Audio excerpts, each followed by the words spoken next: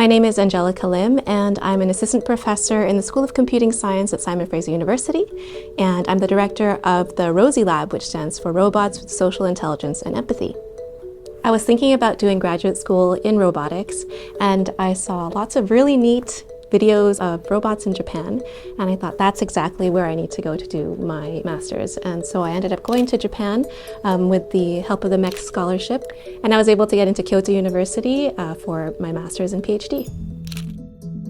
Well, I didn't know I was going to be a roboticist until I think I was in my third year of university. I was doing a degree in computing science at SFU, and I did some projects in undergrad, and there was a robotics competition, and then I started thinking about graduate school.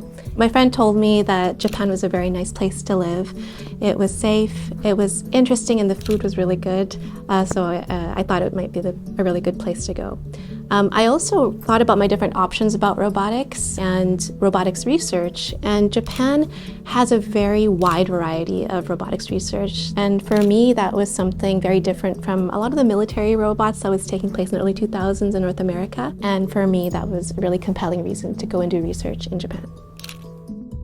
One of my big memories of being in Japan is participating in the launch of the Pepper robot. So thanks to being there in Japan, working on robots, working at the intersection of emotions and robots, and also being a Canadian who could speak English and French with the French company that was helping build the robot, I was able to have this experience to launch this robot in Japan and worldwide.